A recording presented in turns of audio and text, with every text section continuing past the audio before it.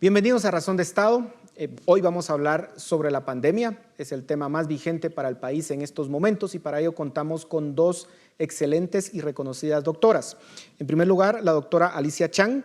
Ella es pediatra infectóloga de la Unidad Nacional de Oncología Pediátrica y vicepresidenta de la Asociación Guatemalteca de Enfermedades Infecciosas. Y la doctora Verónica Gómez, infectóloga pediatra, expresidenta de la Asociación Pediátrica de Guatemala y ex vicepresidenta de la Asociación Guatemalteca de Enfermedades Infecciosas. Ambas, muchísimas gracias por estar en Razón de Estado para discutir este tema que sin duda alguna es de gran preocupación para la población guatemalteca.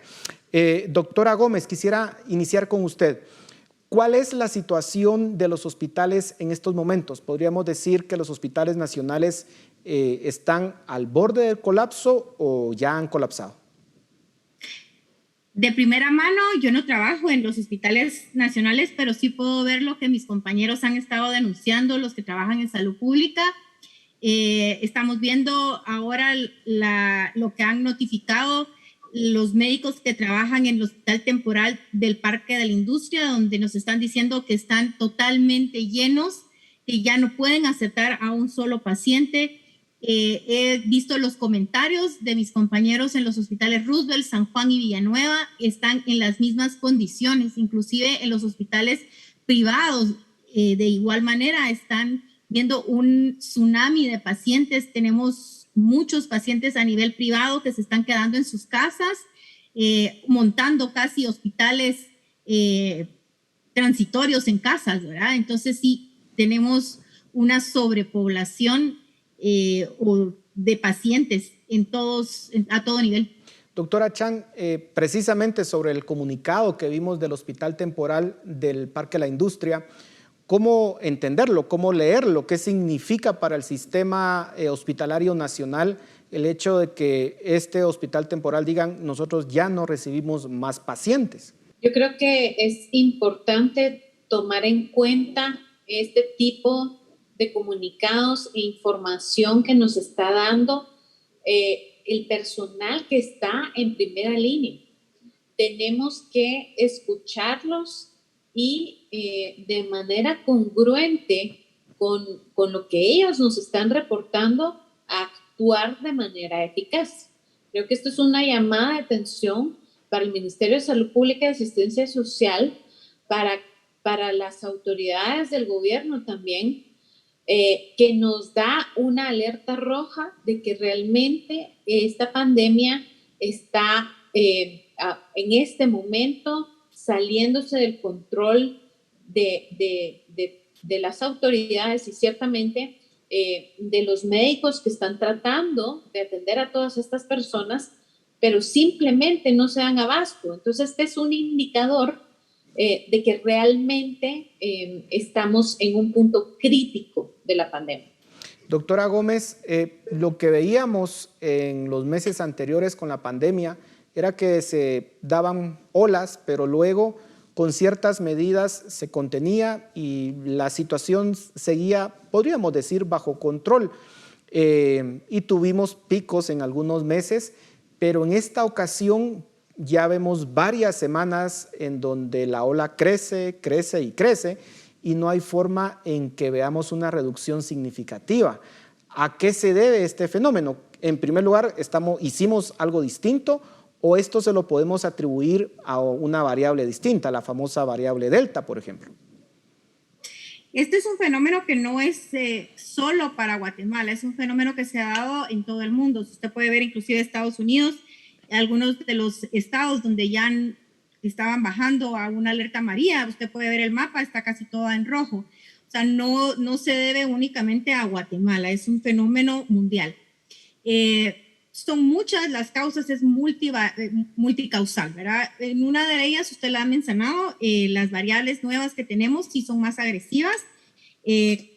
Podríamos mencionar que las variables anteriores tenían una menor cantidad, o sea, por una persona que se infectaba, por ejemplo, la original, por una persona que se infectaba, otras dos iban a estar infectadas, ¿verdad? Ahora, en las nuevas variables estamos viendo que Delta, por una persona que se infecta, tenemos 8 infectados, ¿verdad? O sea, que sí vemos que eso se llama el RO de una infección, ¿verdad? Y sí vemos que aumenta la cantidad de personas que una sola persona puede llegar a alcanzar e infectar. O sea que sí tiene que ver eso, pero también tiene que ver que las personas tenemos más movilidad. El año pasado estábamos encerrados cuando estábamos teniendo 500 y 700 casos diarios. Estamos ahorita hablando de 5,000 y si estamos hablando que de esos 5,000, pensemos que 1,000 sean nada más de variante Delta, por decirte una cosa, vamos a tener, por cada 1,000, vamos a tener 8,000 más infectados. Y ahora que deberíamos de estar guardados en casa, estamos hasta cines hay, o sea, tenemos cines, tenemos centros comerciales, tenemos universidades, pues un sinfín de lugares a donde los seres humanos nos estamos acercando y nos reunimos. Nosotros los seres humanos somos seres sociables. Nos ha costado mucho quedarnos en nuestras casas, es a todo nivel. Queremos decir que son más los jóvenes, pero realmente es a todo nivel, que necesitan juntarse. Nos juntamos las familias, se están haciendo bodas porque el año pasado no se hizo. O sea, es multivarial, ¿verdad? Es multivarial. Ahora, doctora Chang, hablemos un poco de soluciones, porque después de 18 meses, un poco más o menos de la pandemia, obviamente hay un cansancio en la población de estar tomando medidas, de estar lejos de seres queridos o de amigos. Y cuando vimos el reciente intento del gobierno de imponer un estado de calamidad, pues fue un fracaso político en el Congreso, y en redes sociales era evidente que había un rechazo a volver a poner medidas extremas de encierro.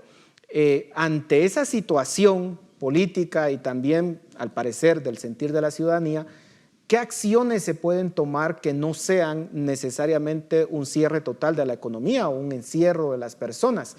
¿Tenemos opciones? Sí, tenemos opciones.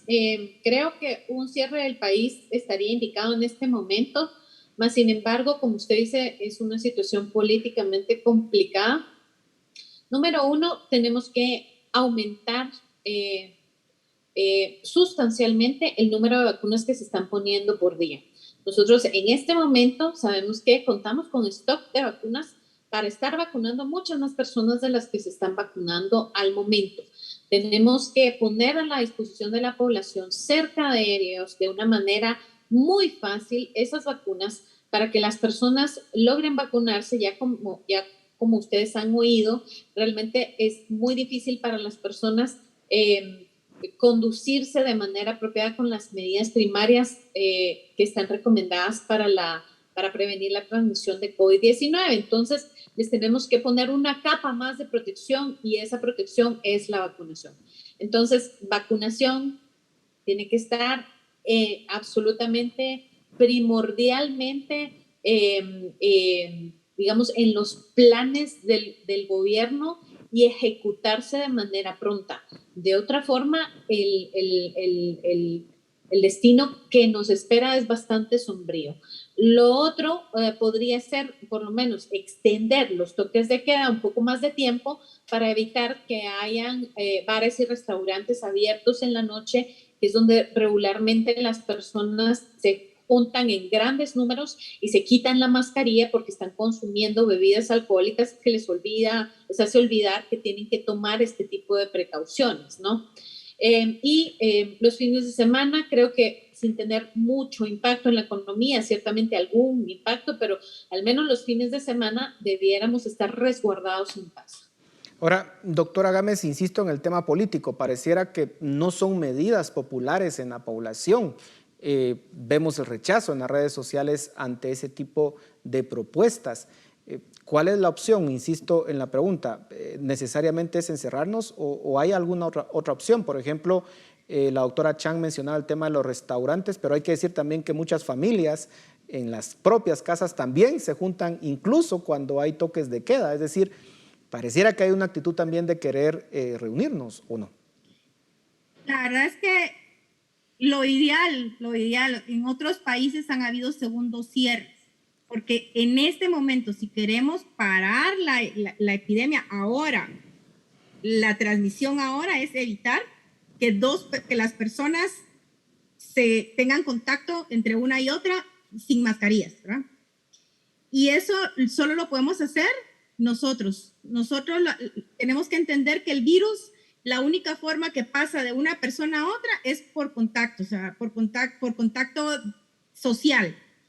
Si nosotros no tenemos las medidas que el gobierno es difícil poner porque tiene mucha presión de la parte política, económica, y comprendemos que hay personas que el año pasado estuvieron, o líneas económicas que estuvieron muy dañadas, como fue el turismo, los restaurantes, pero la única forma que podemos parar este tsunami de casos es disminuyendo nosotros, tomar la conciencia de que no me voy a juntar con mi familia, no voy a hacer reuniones sociales, no voy a salir el fin de semana a comprar al centro comercial porque estoy aburrida, no voy a dejar a mis hijos adolescentes a que se vayan a una fiesta en la casa de alguien.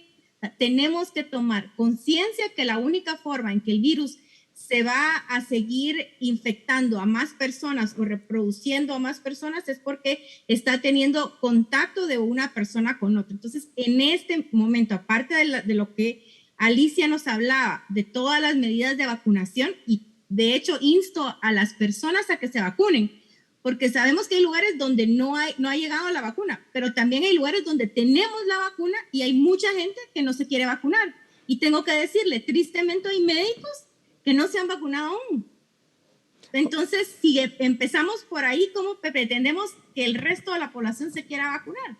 Necesitamos que la gente crea la vacuna y que se vacune también. Doctora Chan, profundizando en el tema de la vacunación, ya usted decía que tiene que mejorarse muchísimo, tiene que llegar a los lugares, sobre todo en las áreas rurales, porque pareciera que por el momento ha estado concentrada en las áreas urbanas.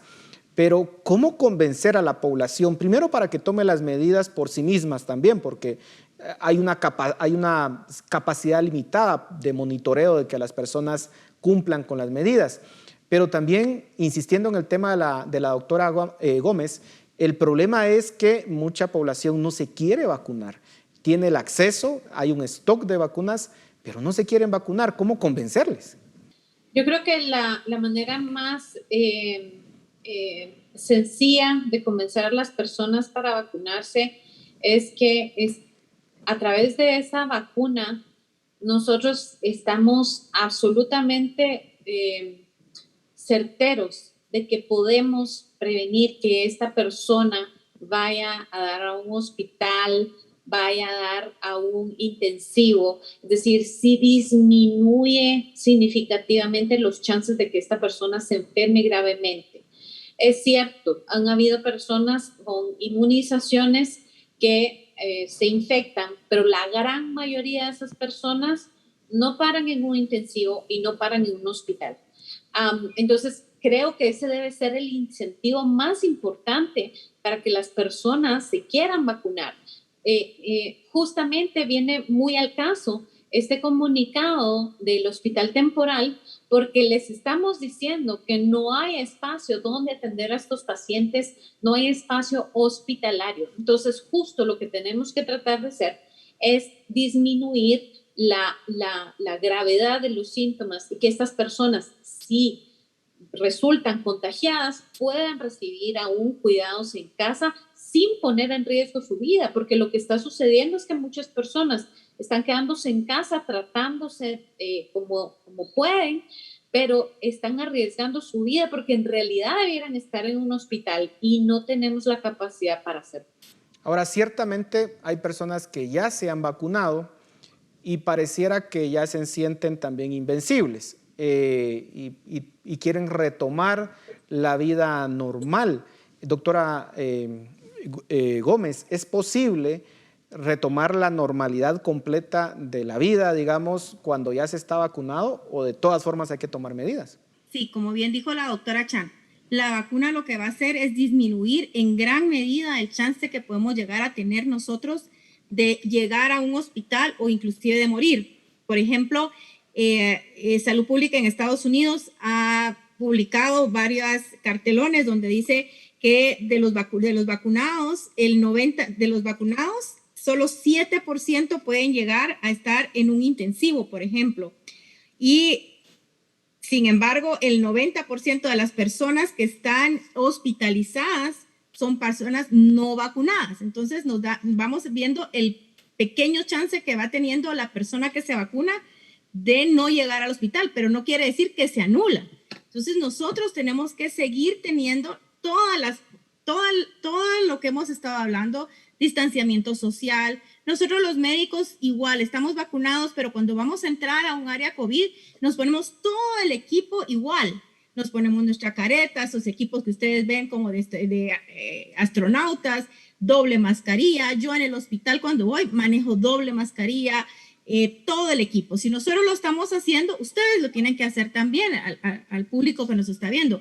El que esté vacunado no es un sello, o como yo le decía a alguien, no es que se esté poniendo ese escudo invisible de la Mujer Maravilla, que ya no me voy a infectar, pero sí le va a disminuir grandísimamente sus posibilidades de morir.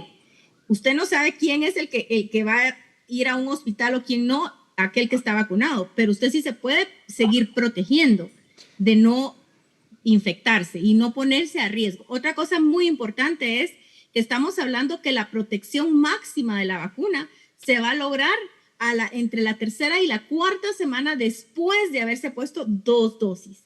Con una sola dosis, usted no está totalmente protegido.